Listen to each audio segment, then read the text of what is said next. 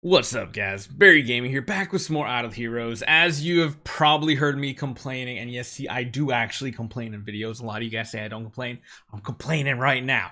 This Starlight melody, it's not a summer melody, it's called a Starlight melody event, really sucks in comparison to previous summer melody events that usually line up on Profit Orb weeks with Fantasy Factory. They're usually not too hard to finish if you can do like the 640 Profit Orbs.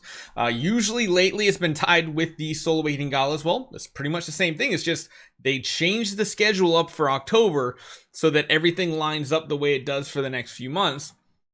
What that means, like I said, this week sucks. So we're going to talk about the best way to go about this event for those of you guys who are going to spend. So it really comes down to what rewards you want to see and how much money you want to spend. So hopefully you guys enjoy this one. Let's talk about how to get this Starlight melody done for the cheapest way possible.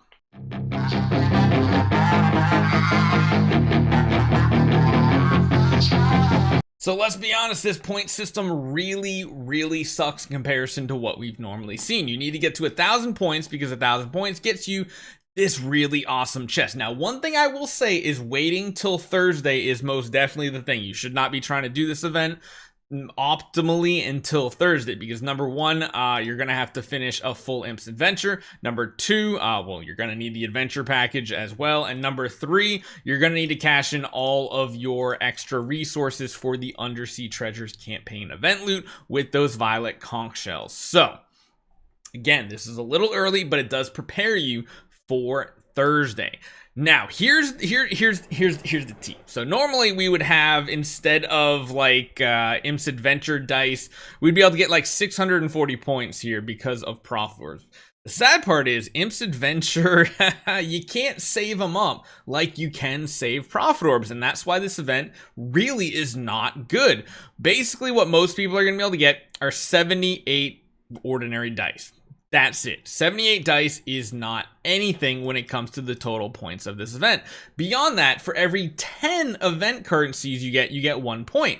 Again, we'll talk about that. Normally you get 2,500 to 3,000 of this resource. Granted, you can of course save universal crystal shards, but they're much harder to save up than something like a Profit Orb and gems. So what does that mean? Well, you have to divide that 2,500 by 10, which means you're only going to get 250 points, which means you're barely breaking over the 300 point mark. I mean, yeah, I guess you could say it's good because you are getting some free resources here, but the fact that these are available really makes it kind of sour to the taste buds, if you know what I mean. It's not really that great the way it's turning out. On top of that, okay, Soul Temple, 5 points. You can see we've done 265 points here. Most people are probably going to do around 250 points. Okay, that's fine. So if you really want to take this into consideration, if you do the bare minimum here, you get 78 points, you get about another 250 points. You're kind of in this 550 to 600 point range, which means you still need to come up with an additional 400. I guess you don't have to.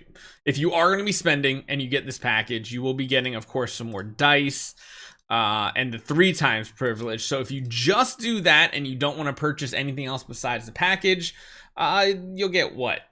2. No, you won't even get to the second chest here, which really is not great.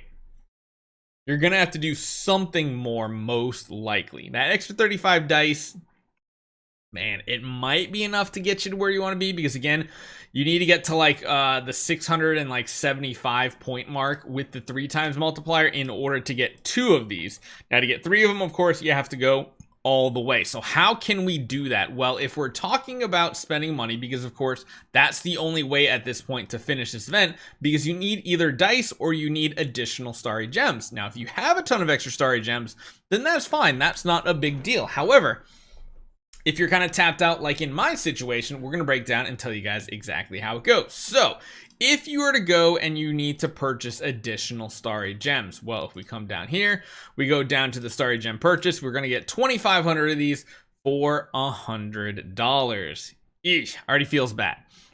But it really also comes down to whether or not you can convert these into contract starry gems, because remember, it all comes down to what your credit rating is here to see how many of these you can transfer over like in a single day or a couple days, or you might need to start doing it now if you can only do a few hundred or something like that. Credit rating is a tough one. It's a crazy one, but it is what it is. So if you can take and convert these over to contract starry gems, that means you'll probably come away with about 3,100 contract starry gems. Now that's kind of important because we're talking about points that is going to turn into, at the very least, 31 additional soul awakenings. And as you guys can see, there's no information button or anything. Doesn't look like there's any cap whatsoever. In reality, those 31 soul awakenings are probably going to turn into more like 40 to 45 if you're also retiring them in the retirement section of the soul awakening event. So that's a lot of extra points. If you can do like the bare minimum, like if you're just saving those copies and you're going to put them in the statue, that's still an extra 155 total points for a total of $100 in a package.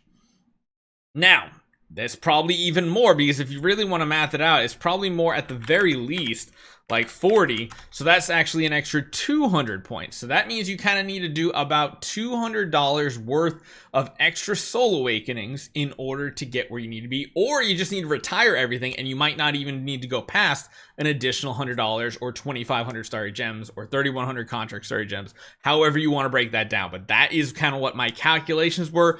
That's what I figured out. On the flip side of it, what you can also do is, of course, get more Imps Adventure dice. Now, every 1 dice only counts as 1 point. However, 90 dice is most likely going to get you about 200 to 230 stars, most likely. Probably more guaranteed than 230, so that means you're going to get about an extra 250 of these Violet Conch, which means that's an additional 25 points. At a bare minimum, a $100 pack from this event, value pack right here, or aka 2,500 contract starry gems, is going to net you about 120 points, maybe even more. Like, even if we add an extra 100 onto that, we'll say 400, that's still 40 points. 40 plus 90 is still only coming up to 130. So if we're talking about how to purely get points per dollar value, going for more soul awakenings is going to be the better option. And hey, you might actually get lucky, hit something good. The only downside of doing that is you are going to miss out on a couple things. You're going to miss out on these chests if these chests are something you want. This one's an okay chest.